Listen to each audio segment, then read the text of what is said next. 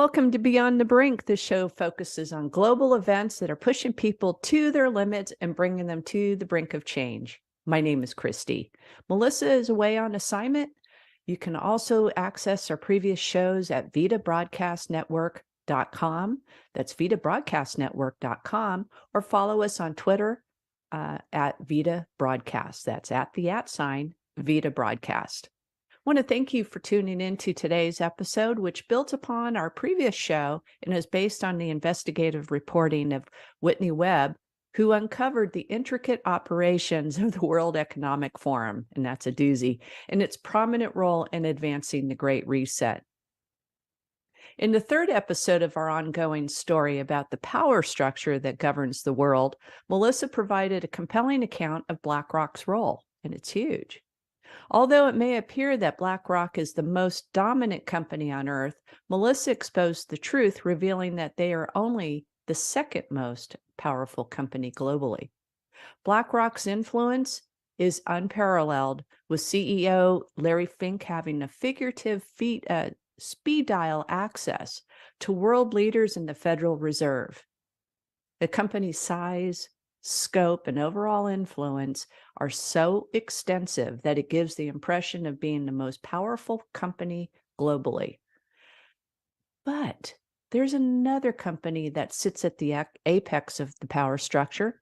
It's a company that many have heard of, but which maintains a lower profile compared to BlackRock, and that's Vanguard, BlackRock's largest shareholder, and they hold the title of the most powerful company globally. This power structure is enabled by another player, however, and that is State Street Corporation, which is the third most powerful company globally. Together, these three companies have amassed control of an astonishing amount of money and influence. Full disclosure, researching this topic led to several fluff pieces, mostly derived from the company's own websites. It was tough digging up some information on them. Then ChatGPT was incorporated to ask some direct questions about possible nefarious roles that these companies may have played. And in true chat style, it came back with answers that acknowledged questionable behavior, but was spun in a positive light. I left those passages in the text I'll be narrating today, and you'll see what I mean. So let's begin with the State Street Corporation. State Street was founded in 1792 as a commercial bank. State Street Corporation is an American financial services bank and a holding company headquartered at 1 Lincoln Street in Boston with operations worldwide. The bank is a Massachusetts-style state-chartered trust company and is a wholly owned subsidiary of State Street Corporation. It's a Massachusetts bank holding company, so you can already start seeing the layers.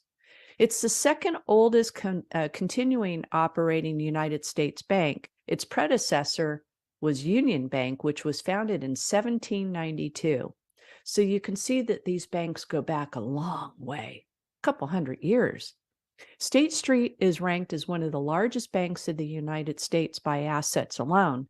State Street operates in 26 countries worldwide with more than 21,000 employees. It's one of the largest asset management companies in the world with $3.9 trillion, that's United States dollars, under management, and $43.3 trillion under custody and administration, again, in United States dollars.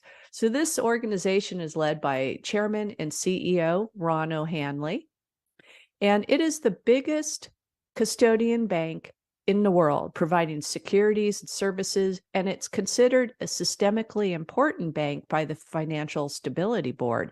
In other words, it's too big to fail. Along with BlackRock and Vanguard, State Street is considered to be one of the big three index fund managers that dominate corporate America. Their global markets capacities span electronic trading, securities lending, collateral, and liquidity management, along with specialized investment research and market insights.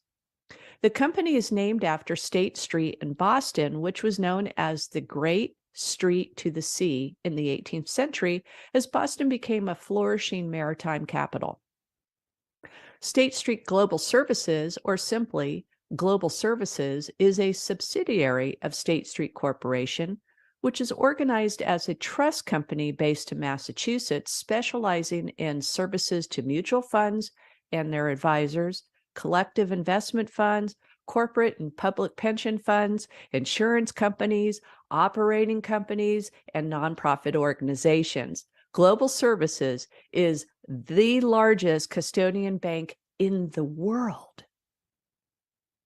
State Street and its sister company, State Street Global Advisors, also known as SSGA, together comprise the principal operating companies within the parent company, State Street Corporation. So you can kind of see that the pyramid structure, if you will. Of course, we don't want to call it a pyramid, but if you were to plot it out, it kind of looks like a pyramid. Just a slight digression there. SSGA is the investment management division of State Street Corporation and the world's fourth largest asset manager with nearly 4.14 trillion in United States dollars under assets, or I should say assets under management. And that was as of December 31st, 2021. There has not been additional information since then. The company services financial clients by creating and managing investment strategies for government corporations, I should say for governments, corporations, endowments, nonprofit foundations, corporate treasuries, and CFOs, asset managers, financial advisors, and other intermediaries around the world. So they're involved in everything. State Street sees significant opportunities in tokenization and is partnering with specialized companies in the distributed ledger technology sector. Of course they are. The bank is working on tokenizing funds and private assets in 2023 to improve efficiency and accessibility for clients. And what they don't say is for more profits. They are no stranger to controversy, however, as they've been accused of engaging in several conspiratorial acts. A few of the most prominent ones include allegedly providing corporate bonds to certain favored clients, price fixing with other trading firms, taking advantage of financial markets through insider trading, and State Street has denied all of these charges, and no definitive proof has been found to warrant prosecution at this time. So says ChatGPT. The first allegation relates to State Street providing corporate bonds to certain favored clients. According to those accusing the company, State Street was providing more favorable terms than they were offering to other clients. This could have allowed certain clients to increase their profits at the expense of other clients. The second charge involves State Street engaging in price fixing with other trading firms. Really? This means that State Street and other firms were allegedly working together to manipulate the prices of certain securities, allowing them to make a profit at the expense of other traders. Say it's not so. The third accusation is that State Street was engaging in insider trading. This involves the use of confidential information to make trades that would lead to a profit. These trades are illegal in many countries and can result in heavy fines or even jail time if the company or individuals are found guilty. Many of the allegations against State Street have been related to their purported attempts to manipulate financial markets. However, other allegations have also been made. For example, some have accused the company of overcharging clients for services and charging excessive management fees. I thought this was a saintly company. Additionally, some have charged State Street with not properly supervising its employees, which could have led to mismanagement, fraud, and other unethical practices. Let's blame it on the employees, shall we?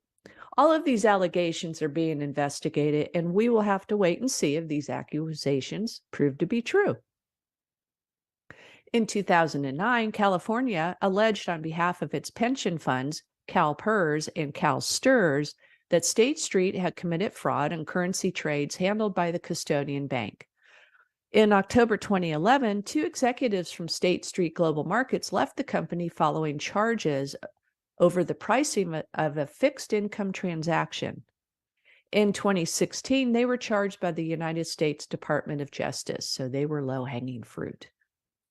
On February 28, 2012, State Street Global Advisors, SSGA, entered into a consent order with the Massachusetts Security Division. The division was investigating the firm's role as the investment manager of a $1.65 billion hybrid collateralization debt obligation. That would be called a CDO. The investigation resulted in a fine of $5 million United States dollars, a paltry amount, for the non-disclosure of certain initial investors taking a short position on portions of the CDO. They just got slapped on the hand. On January 18, 2017, State Street agreed to pay $64.1 million, a little bit more painful, to resolve U.S. investigations into what prosecutors said was a scheme to defraud 6 clients through secret commissions on billions of dollars of trade. Can these people not make a profit honestly? Really? In 2018, a former employee of State Street, Edward Pennings, was sentenced to 6 months in prison for his role in the scheme. I bet you it was a country club prison. I digress. Employee Ross McClellan was also sentenced in the United States to 18 months in prison. So, okay, 6 months, he probably got 3 months. The guy at 9 months, 18 months, probably got about 9 months. Especially, I don't think this says where it was. If it was in California, definitely would be the case. State Street, BlackRock, and Vanguard have been working together in a variety of ways. Really? Does that not surprise you? They've collaborated on developing new products and services. They launched new trading platforms, allowing customers to access securities from multiple firms in a single platform. So they're 3 separate companies kind of acting like one. They have shared resources and expertise in areas such as technology and compliance. Of course they do. And they have all joined forces to lobby governments and regulatory bodies in order to advocate for more favorable terms in the financial markets. They might as well team up to get what they want, right? The new trading platforms launched by State Street, BlackRock, and Vanguard are generally referred to as multi-party platforms. An example of such a platform is BlackRock Vanguard Asset Management System. This platform allows clients to access their portfolios from BlackRock and Vanguard while providing transparency and real-time analytics. So when you've got 2 cartels working together, you want to keep each side honest. They've got to have some transparency. It provides automated compliance checks and detailed reporting, making it easier for clients to monitor their investments. BlackRock's Aladdin platform is part of the multi-party platform mentioned earlier and was in Melissa's report in our last episode. State Street has partnered with nonprofits and non-governmental organizations to provide financial services and products. Well, this is how things get a little bit mucky. So what they did is that it's low-cost banking services to low-income individuals in the United States, as well as investment management services for pension funds, endowments, and foundations.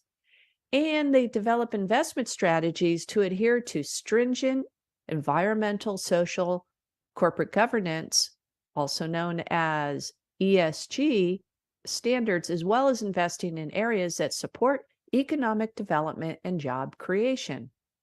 One example is State Street's partnership with a NGO in Australia that focuses on sustainable agricultural practices. Well, they want to control the agricultural business. Australia was a good testing ground. Together, they developed an investment strategy aimed at investing in companies that promote the use of sustainable farming practices and that create positive environmental outcomes. They've got to control the cattle poop. Another example is State Street's partnership with the U.S. State Department to develop a system for tracking investments made in developing countries. This system is designed to ensure that investments are made ethically and that the proceeds from these investments are used to promote economic development and poverty alleviation. Another Chat GPT insert. State Street has taken steps to ensure that its investments are creating positive and lasting impacts on society because of its ESG principles. State Street and the Bill and Melinda Gates Foundation have partnered up to create a range of socially responsible investment products. Of course they did. There are so many foundations out there, they've got to pick Bill and Melinda Gates. These products focus on investments in companies that meet rigorous ESG standards. These investments aim to create positive long-term impacts in areas such as education, healthcare, and environmental sustainability. They claim these investments aim to create positive economic impacts by investing in businesses that create jobs and promote economic development. Here we go with that positive stuff. We all know that Bill Gates, whatever he gets his hands involved with, it's all about profit. And it's at the expense of others.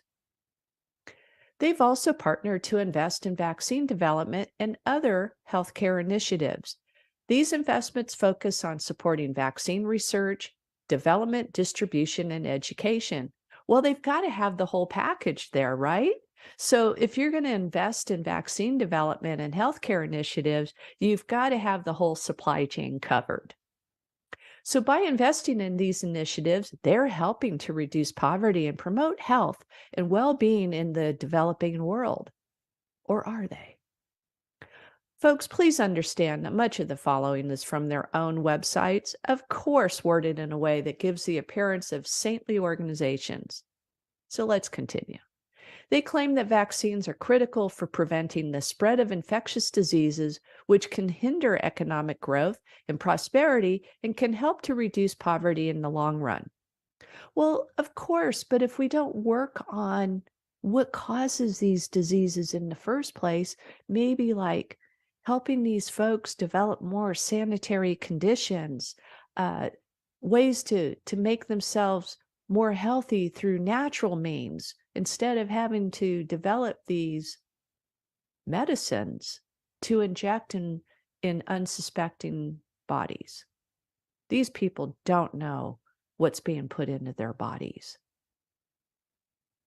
I'll continue.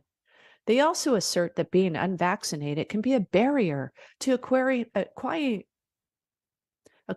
education, as in many developing countries, infectious diseases are rampant and can spread quickly in environments where people do not have access to vaccines. How about not access to clean water? Or I could just go on, clean food. This can lead to, and of course, it would be a barrier to getting an education, because if you don't have your vaccine passport, you're not going to get an education. This can lead to high levels of absenteeism and disruption in schools, which can hurt students' ability to learn and progress. Well, all of that's true. I just don't know if they need to have these extravagant shots. The belief is that by investing in vaccine-related initiatives, State Street and the Bill and Melinda Gates Foundation are helping to ensure that more students have access to life-saving vaccines, questionable, and can acquire an education without fear of contracting an infectious disease. State Street and the Gates Foundation have also partnered to promote healthy habits and practices such as eating whole natural processed foods, drinking clean water, getting plenty of rest, and exercising regularly. Now, that was not anywhere on their websites. That was a question specifically asked of ChatGPT, and they came back with that answer. So it's out there on the internet somewhere, but not easily found. These initiatives are aimed at promoting long-term health and well-being in the developing world. Additionally, these initiatives are part of a broader effort to reduce poverty and create a more prosperous world. State Street and George Soros's the Open Society Foundation have partnered to promote social change and open society values. Gosh, another philanthropist that just changing the world. Of course, they must connect with them. They've developed grants and programs focused on promoting economic development, securing human rights, and advancing education and access to healthcare. Additionally, they have worked together to provide legal services to those in need and to support the rights of those facing discrimination due to their race, religion, gender, or sexual orientation. The Open Society Foundation believes in the idea of open societies where individual rights, civil liberties, and freedom of speech are valued and protected. Additionally, they promote the idea of a society where economic opportunity, justice, and equality exist for all individuals. Another question to chat. Just to know that the Open Society Foundation does not explicitly endorse the idea of open borders. However, they do support organizations that provide legal assistance to undocumented immigrants and refugees. Just take a look here at our southern border.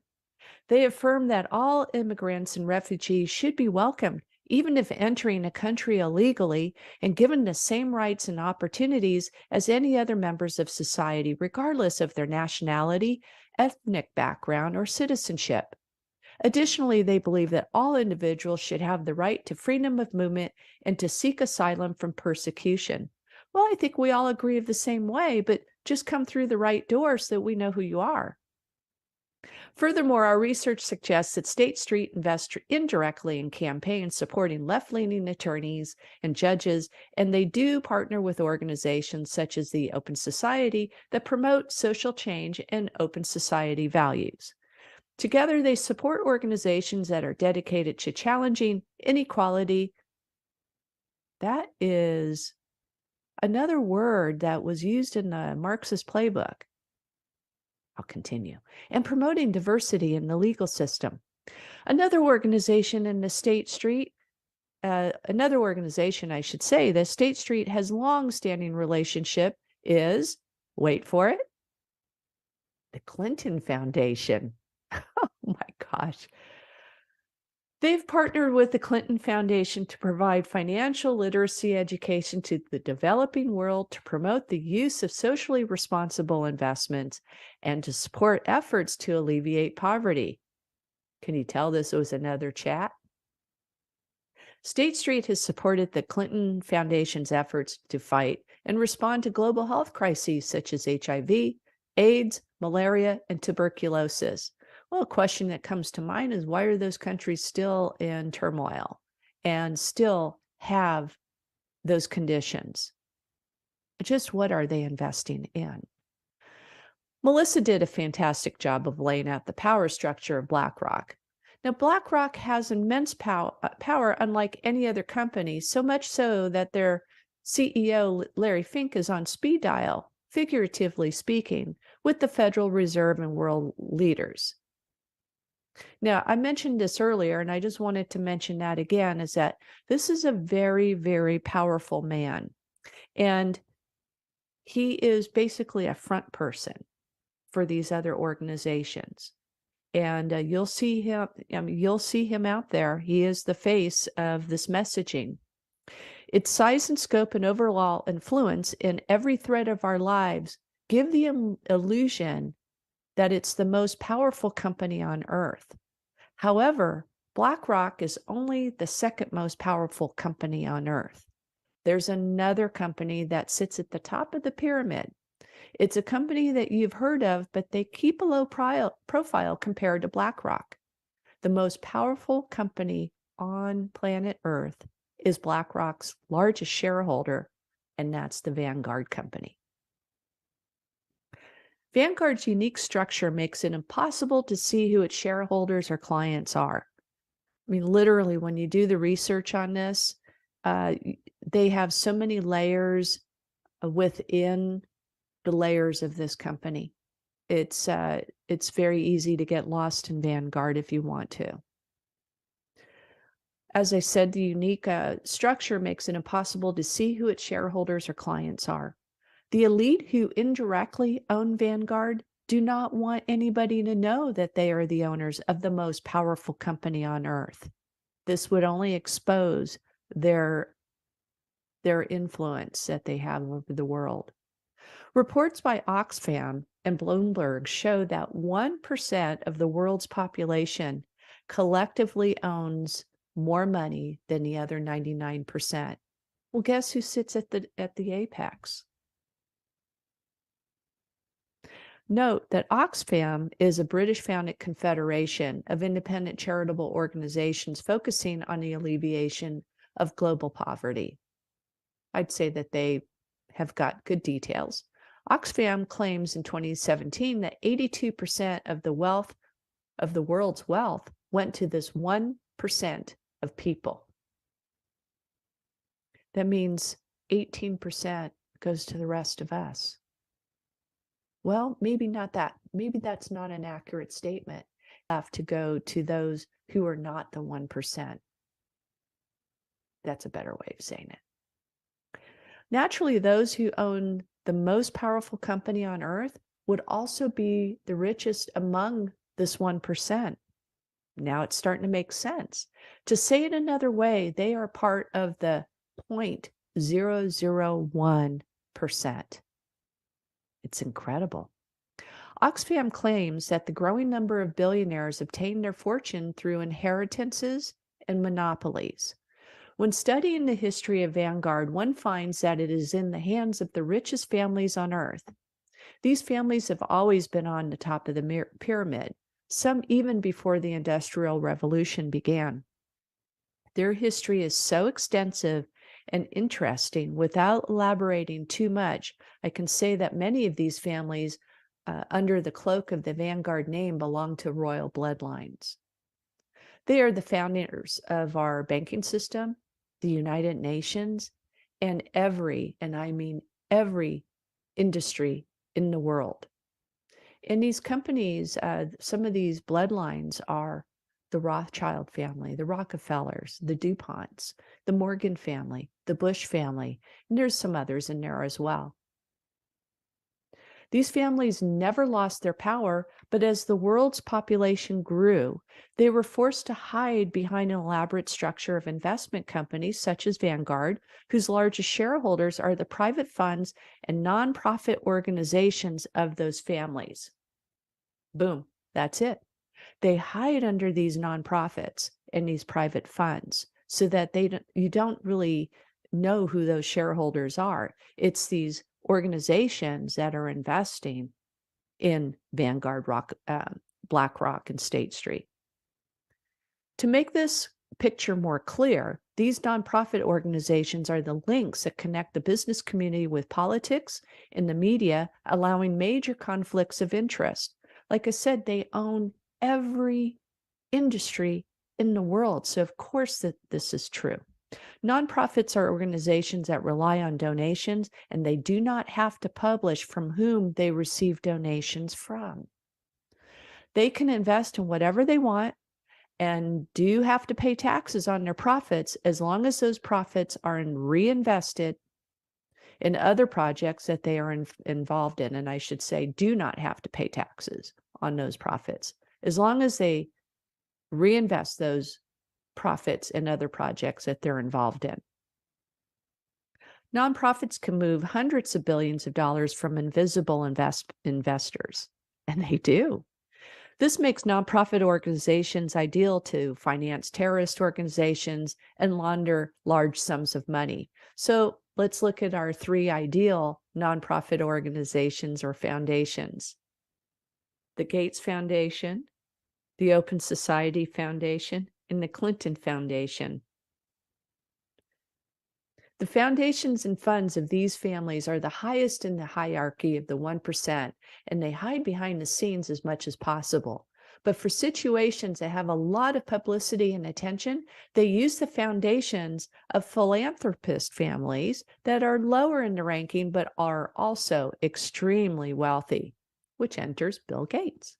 One of the most important foundations in the world of the world three rise to the top of the list that connects all of the industries to the world to each other. They are like I said earlier, the Bill and Melinda Gates Foundation, the Open Society Foundation, and the controversial and repugnant multi-billionaire George Soros, and the Clinton Foundation. To give you an idea of the size and scope of these foundations, the Gates Foundation is the largest under the World Health Organization behind the United States of America.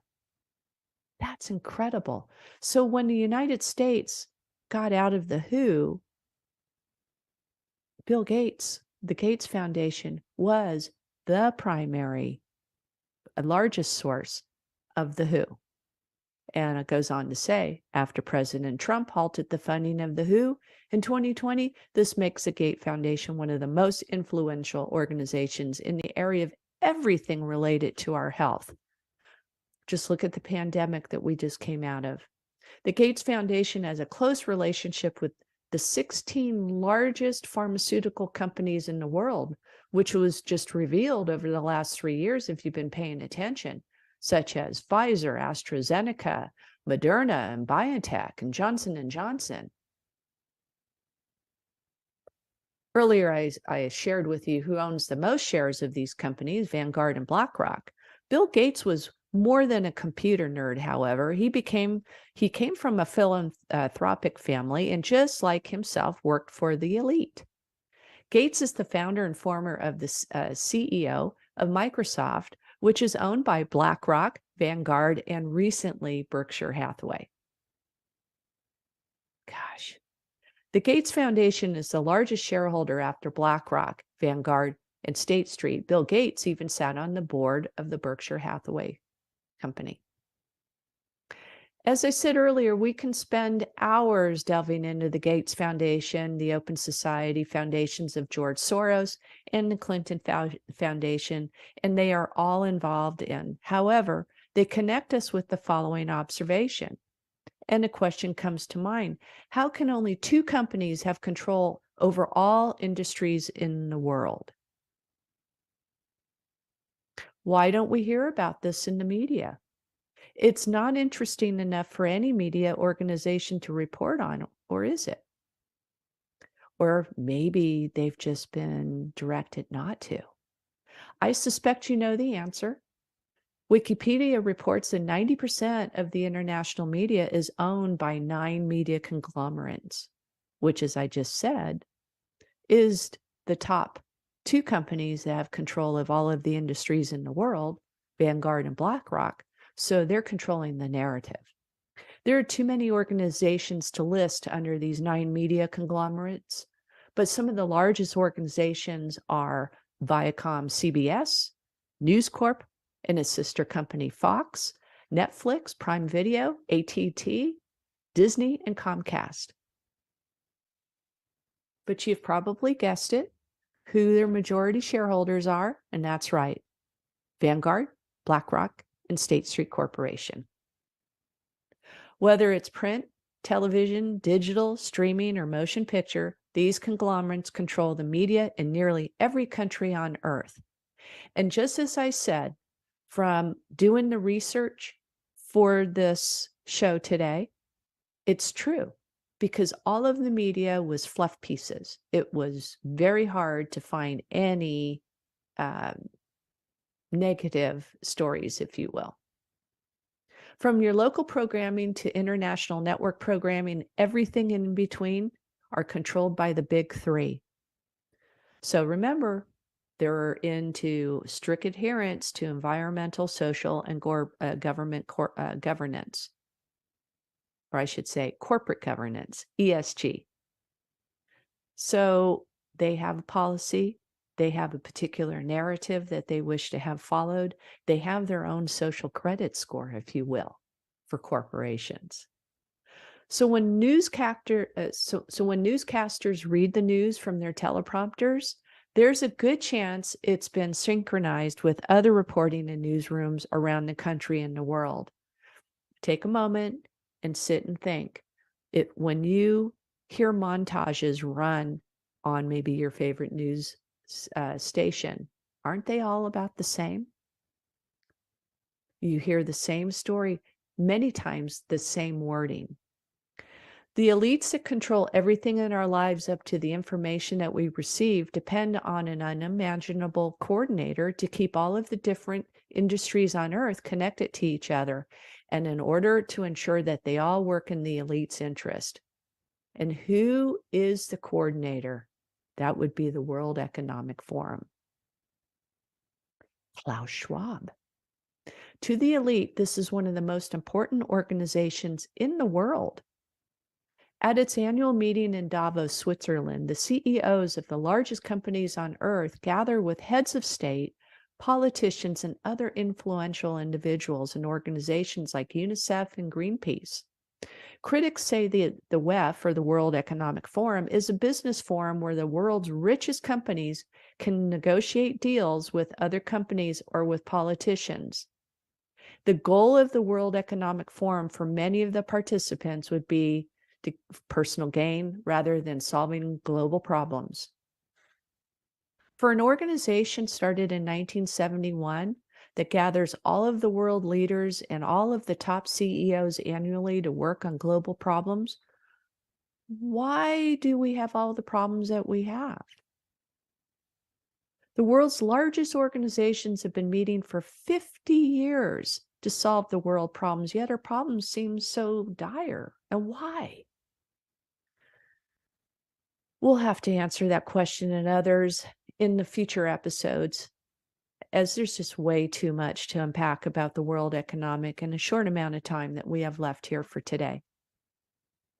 I'll leave you with a clue to look to the world's largest shareholders of the majority partners of the World Economic Forum. That's right, Vanguard and BlackRock. They are the majority shareholders, either directly or indirectly. And here's a clip from a professor at Gallagher University speaking to his students about the multinational corporate structure influence on the world. I think it says it all. So I put 10,000 into the bank. They take my 10,000 and they go get 100,000. They borrow it from the Fed window. They get 10 times the amount of our deposits that we put into the bank. They then get 10 times the amount. They then take that 10 times the amount and they put it into treasury bonds or something else that's going to give them a yield of 7% or 6%. While they pay us what? 0.0000 nothing percent. Right. And then what happens? We get hip to it and say, hey, Mr. Silicon Valley Bank, can I have my money back? Oh, we don't have it right now. I want my money back. I don't have it. Everybody, I want my money back. Give us our money back. Hold on. We got to go sell the treasury bonds that we invested in that now are upside down because the rates are through the roof. And I don't have your money. So what has to happen to their Ponzi scheme that I would have went to jail if I did that? They get bailed out. Mr. Biden comes up and says, oh, I'm going to print more money. I wonder why he's going to print more money. To devalue your dollar even more. Because guess what they're doing next to you? They're going to centralize banking. They're going to own crypto. They're going to regulate everything to be digital. So this is the first step to doing it. And they're going to own us. We got to wake up because that's what's happening. And next, there's a war going to go on between China or between Russia, and we're right in the middle. Right? And then you look at these companies like BlackRock. Does anybody ever hear of BlackRock? Or Vanguard? Oh, how coincidental. Since 9/11, you own everything. You own everything. You own Pfizer. You own Moderna. Just coincidentally, but we don't know who the hell you are. You're never on TV. But you own Apple. You own Facebook. So you own everybody's identities, all everybody's information. You own Smith & Wesson. You own manufacturers of guns. We're going to war. It just seems you're everywhere at the right time to make all the money. And you're the biggest company in the world, but you're never on the news. We never hear about you. Yeah, man, we got serious problems. I want to thank you for tuning in today. It's been a pleasure to be with you, and hope that you got some value out of today's story. It did take some time to put it together, but we wanted to do a good job on it. So until our next episode, have a great day.